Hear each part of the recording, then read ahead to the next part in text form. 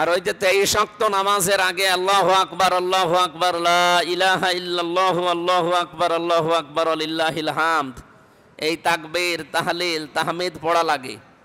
এটা শুধু ওই 23 ওয়াক্তের জন্য না, ওটা তো মাস্ট বি পড়াই লাগবে, ওটা ওয়াজিব, না পড়লে গোনা হবে।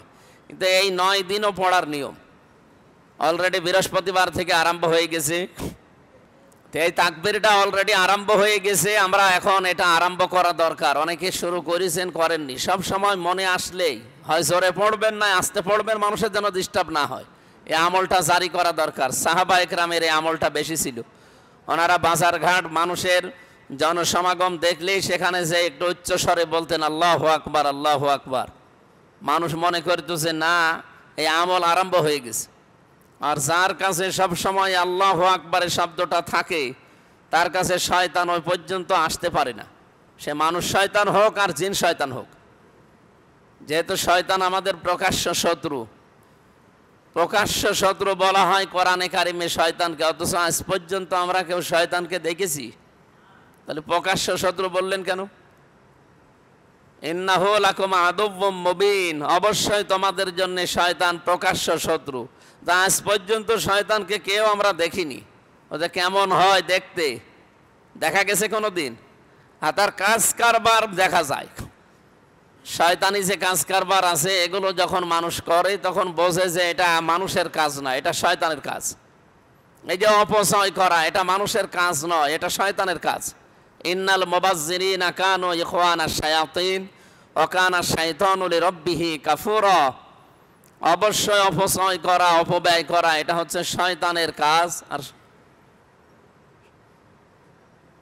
আর শয়তান ছিল তার প্রভুর প্রতি অকৃতজ্ঞ। এটা শয়তানের ভাই বলে আখ্যা দিয়েছেন আল্লাহ কোরআনে। পৃথিবীতে যত পাপের কাজ আছে, কোনো পাপ কাজ করলে আপনি শয়তান হয়ে গেছেন, শয়তানের ভাই হয়ে গেছেন, এরকম কথা কোরআন হাদিসে নেই। এই একটাই আয়াত আছে যে অপচয় যারা করে এরা শয়তান না, শয়তানের ভাই হয়ে গেছে।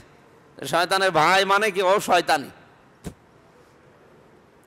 অপচয় করা থেকে বিরত থাকা, কারণ এটা কাজ মানুষের না, এটা শয়তানের। এরপরে অশ্লীলতা ছড়ানো। আল্লাহ যাকে যে অবস্থায় বানিয়েছেন তাকে শালীনতা বজায় রাখা লাগবে। এটা যারা বজায় না রেখে নিজেদের গোপন বিষয়গুলোকে উন্মুক্ত করে মানুষের সামনে, এটা মানুষের কাজ না, এটাও শয়তানের কাজ।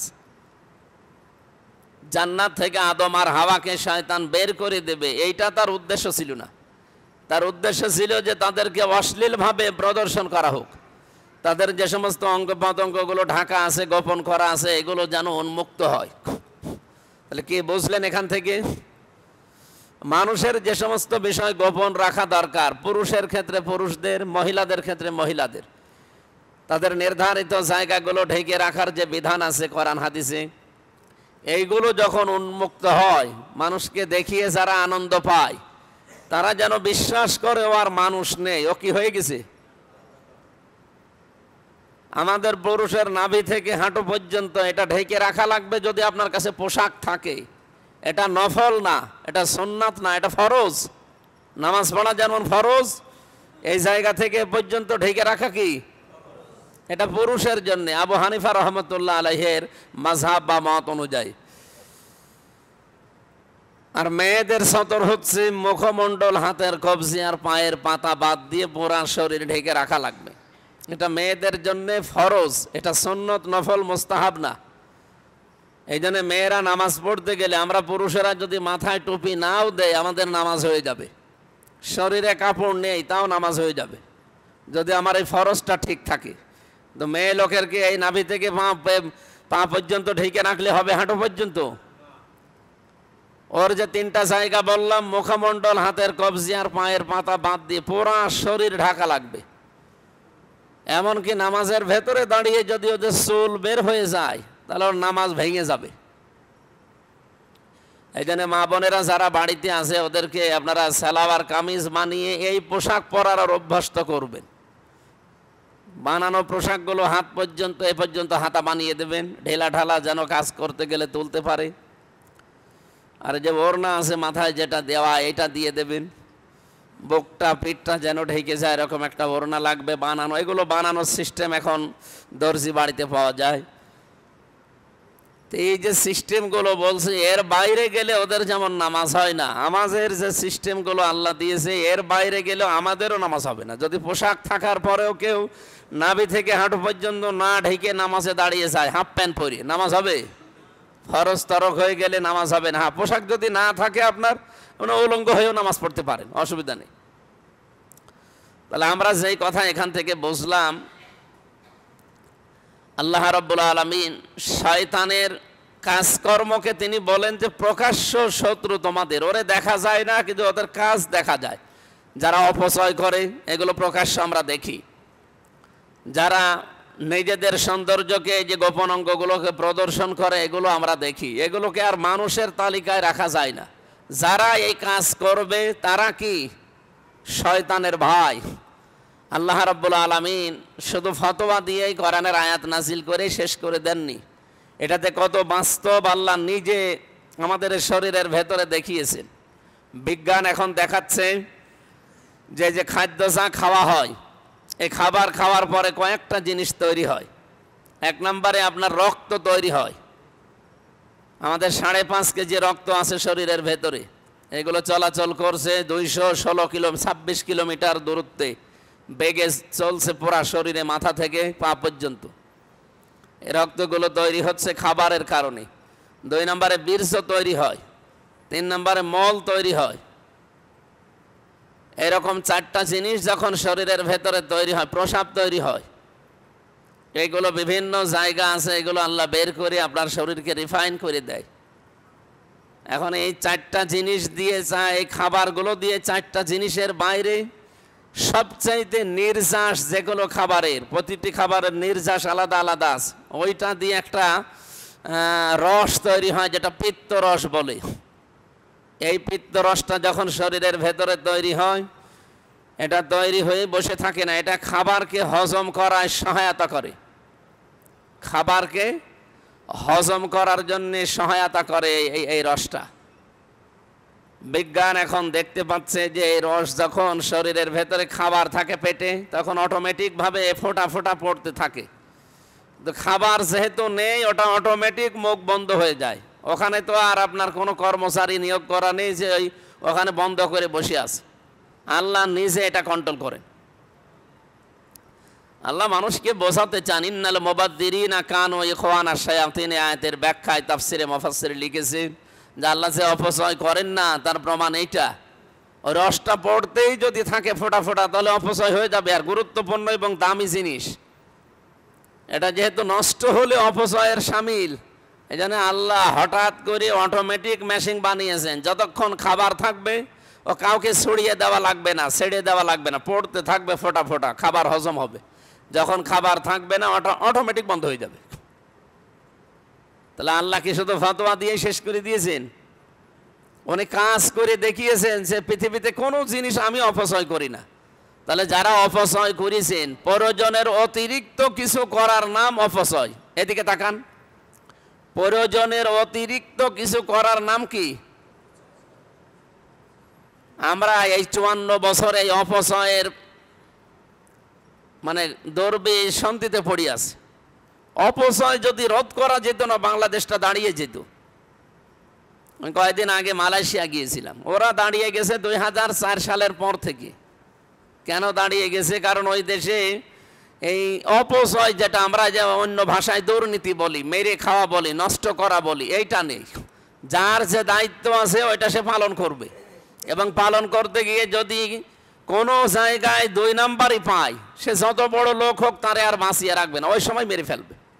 বিশেষ করে খাবারে, যেহেতু সব কিছুর মূলে খাবার। খাবার খারাপ হওয়ার পরে আমাদের শরীর খারাপ হয়, শরীর খারাপ হলে আমাদের অঙ্গ প্রত্যঙ্গ নষ্ট হয়ে যায়, এরপরে আস্তে আস্তে ধীরে ধীরে আমরা চলে যাই মৃত্যুর দিকে। তাহলে সব কিছুর মূলে খাবার। খাবারের ব্যাপারে এত কড়াকড়ি করে, আমি পুরা মালয়েশিয়ার প্রায় বাংলাদেশের মতো 5টা দেশ মিলে এত বড় দেশ পুরাটা ঘুরলাম। এই 11 দিন ছিলাম, পুরাটা ঘুরে আমি এর আগেও গেছি কয়েকবার। আমি এবার যে পুরাটা ঘোরার পরে আমি এতটুকু দেখেছি, একটা লোককে জমার দিন দেখলাম রায় দিয়েছে আদালত থেকে, তাকে মেরে ফেলা হবে। কি হয়েছে কি? ওই দেশে বাংলাদেশি যারা আছে তারা বলতে চায় যে এখানে এই লোকটা ব্যবসায়ী, এই খাদ্যের ভেতরে ভেজাল দিয়েছিল। আর দেশের নিয়মই হচ্ছে খাদ্যে ভেজাল দিলে যদি ধরা পড়ে তাহলে তার কোনো মাপ নেই।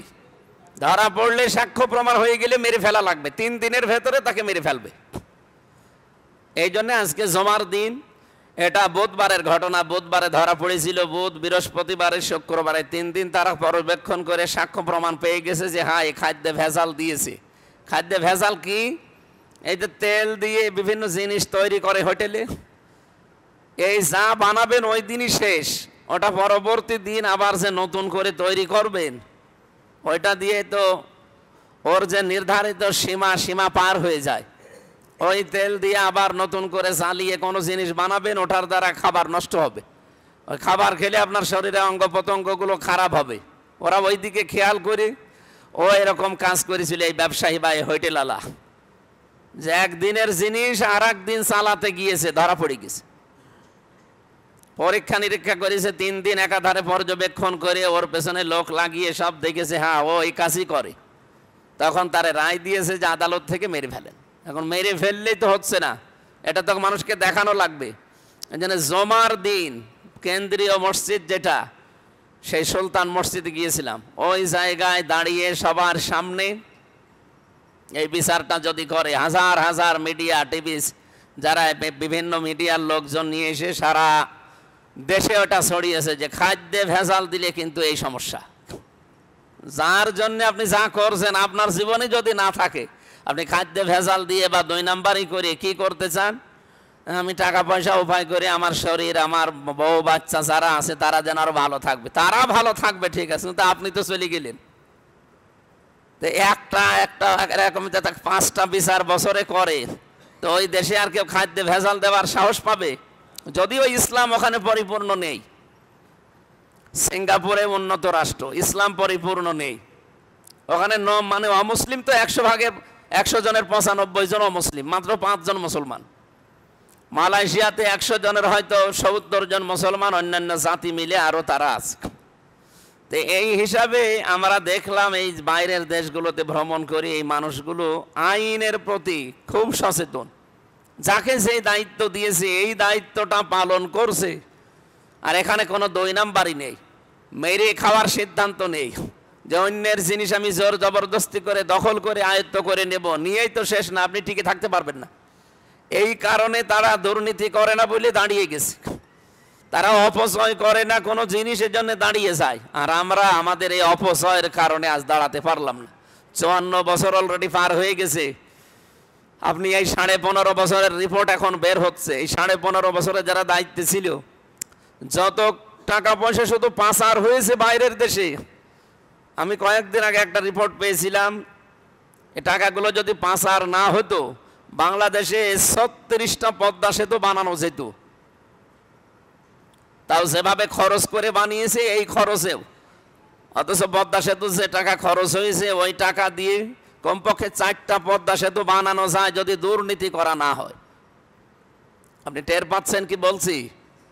তাহলে 436 কত হয়? আপনি ভালোভাবে যদি বানাতেন দুর্নীতি না করে, 436 কত হয়?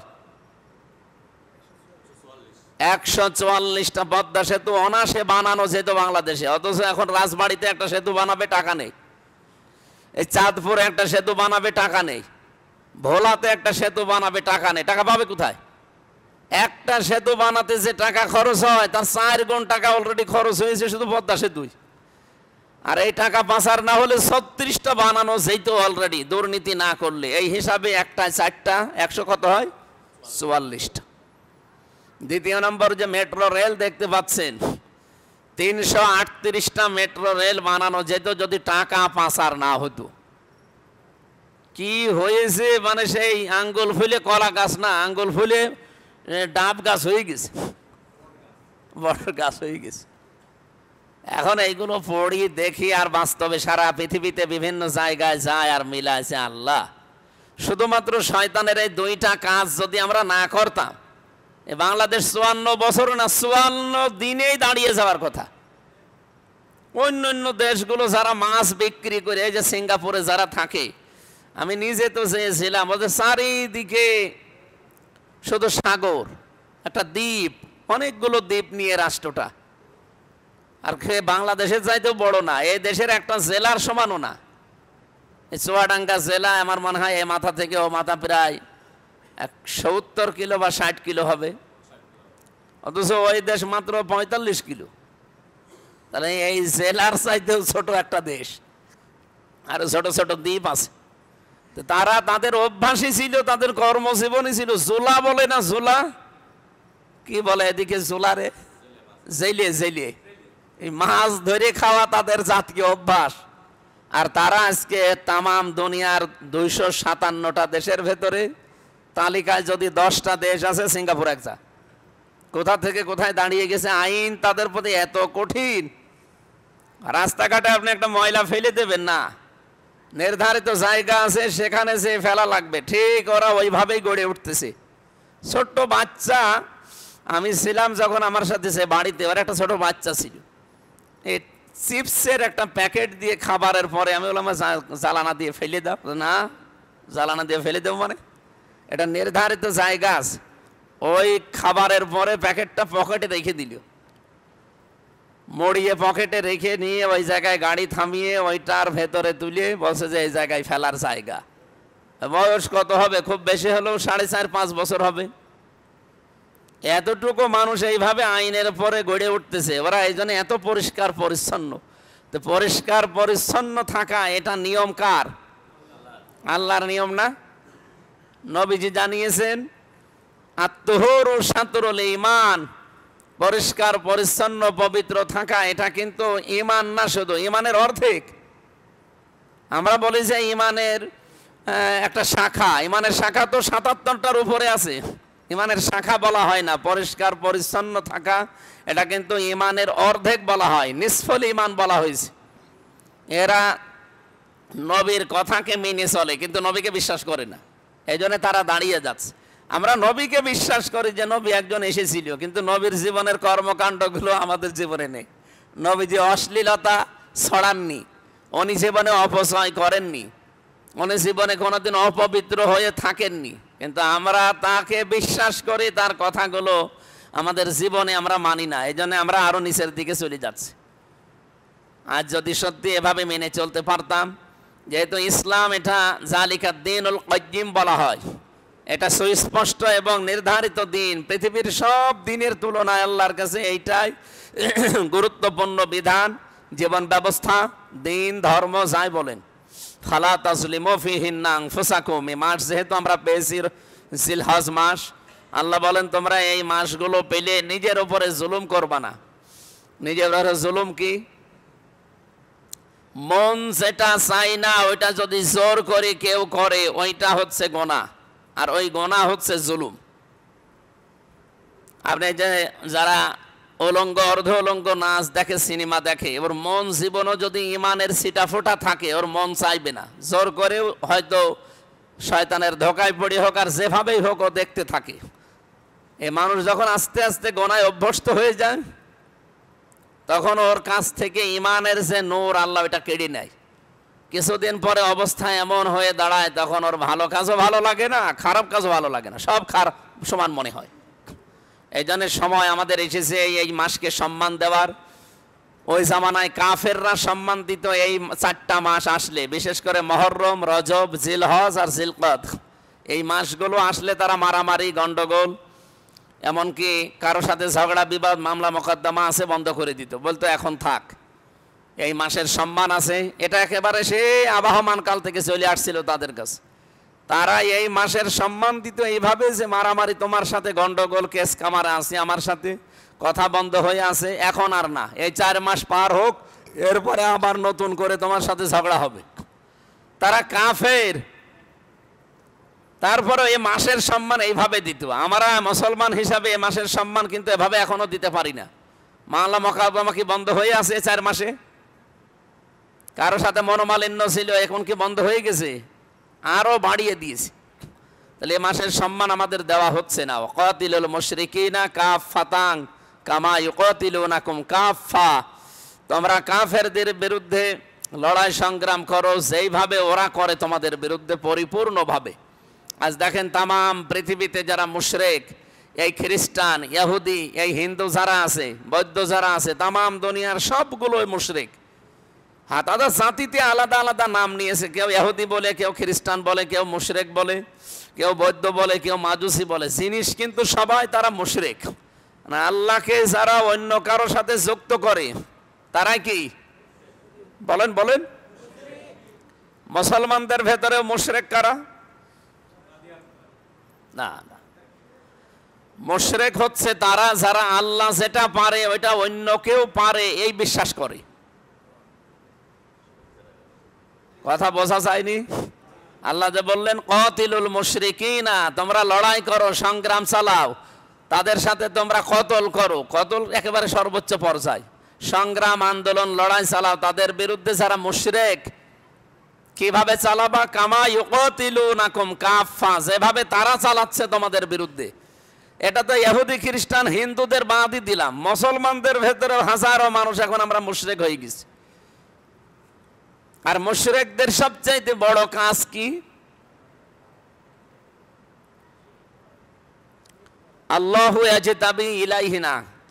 মুশরিকদের সবচাইতে বড় কাজ হচ্ছে দুনিয়াতে আনাকিমুদ্দিন ওয়ালা তাতাফাররাকু ফি কাবুরা আলাল মুশরিকিনা মা তাদউহুম ইলাই। সূরা শুরার 13 নম্বর আয়াতের মাঝের অংশে আছে আল্লাহ তাআলা বলেন, হে নবী, আমি আপনাকে সহ পৃথিবীর প্রতিটি নবীকে এই নির্দেশ দিয়েছিলাম যে আমার জমিনে আমার বিধানগুলো কায়েম করেন। বাংলাদেশে 92 ভাগ আমরা মুসলমান। কত ভাগ বলেন বলেন? রাজনৈতিক আদর্শ আমাদের এক একজনের এক একটা থাকতেই পারে, কিন্তু আমরা যে মুসলমান 92 ভাগ, এর ভেতরে কোনো তো সন্দেহ আছে না। আমরা পরিচয়, একজন আমাকে যদি কেউ বলে যে আপনি কি মুসলমান না খ্রিস্টান, আমি কি জীবনে খ্রিস্টান বলতে পারবো? বলেন বলেন? এমনকি কাদিয়ানিরাও মুসলমান পরিচয় দেয়, যদিও তারা মুসলমান না। কারণ মুসলমান হওয়ার জন্য যে সমস্ত বিষয়ে বিশ্বাস করা লাগে তার ভেতরে তারা নবীকে মানে না। তাদের নবী আবার আলাদা একজন আছে, গোলাম মোহাম্মদ কাদিয়ানি, এই কারণে তারা কাফের। ওরা যে কোরআন শরীফের সব অস্বীকার করে তা কিন্তু না। কাদিয়ানিরা কোরআন শরীফের একটা আয়াতের 3 ভাগের 1 ভাগ মানে না। সূরা আহজাবের 40 নম্বর আয়াতের মাত্র একটা শব্দ 4টা অক্ষর দিয়ে বানানো, এই শব্দটা ওরা মানে না।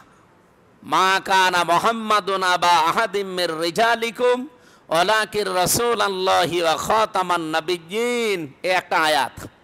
এই আয়াতের 3 ভাগের 1 ভাগ মা কানা মুহাম্মদ ঠিক আছে, আবা আহাদিম মির রিজালিকুম এটাও ঠিক আছে, যে মুহাম্মদ সাল্লাল্লাহু আলাইহি ওয়াসাল্লাম একজন ছিলেন, তিনি কোনো অ্যাডাল্ট পুরুষের পিতা না, তিনি ছোট ছোট মানুষের পিতা ছিলেন। এখানে আল্লাহ সিবিয়ান না দিয়ে রেজাল দিয়েছেন। সিবিয়ান মানে ছোট ছোট বাচ্চারা, আর রেজাল মানে প্রাপ্ত বয়স্ক পুরুষ। নবীজি কোনদিন এই পৃথিবীতে প্রাপ্ত বয়স্ক কোন পুরুষের পিতা ছিলেন? উনি পিতা ছিলেন, কিন্তু ছোট ছোট বাচ্চাদের পিতা। উনি ছোটকালেই সব ছেলেকে হারিয়ে ফেলেছিলেন, ওনার মেয়ে বেঁচে ছিল, এই জন্য আল্লাহ এখানে নিসা দেয়নি, আল্লাহ দিয়েছেন রেজাল। আপনি কাদিয়ানি এলাকায় আছে কিনা আমি জানি না, যদি থাকে তাদের কাছে জিজ্ঞাসা করেন যে কোরআন শরীফ হ্যাঁ আল্লাহর কিতাব, কোরআনে আয়াতগুলো হ্যাঁ আল্লাহ পাঠিয়েছে, কিন্তু এই আয়াতের ভেতরে যে 3টা বিধান আল্লাহ দিলেন, যে মা কানা মুহাম্মদ এ পর্যন্ত, আবা আহাদিম মির রিজালিকুম, আবা মানে পিতা, তোমাদের পিতা নন, তিনি পুরুষের মানে প্রাপ্ত বয়স্ক পুরুষের পিতা নন। হ্যাঁ, এটাও আমরা মানি। ওয়ালাকির রাসূল আল্লাহ, তিনি রাসূল ছিলেন, হ্যাঁ এটাও ঠিক আছে। তামান নাবিয়্যিন, এই যে খ আলিফ তা মিম 4টা অক্ষর, তিনি যে শেষ নবী, উনি নবী ছিলেন ঠিক আছে, কিন্তু শেষ নবী না, এটা মানে না। ওদের কাছে শেষ নবী গোলাম মোহাম্মদ কাদিয়ানি যেটা আছে। তাহলে এখান থেকে আপনি কি বুঝলেন?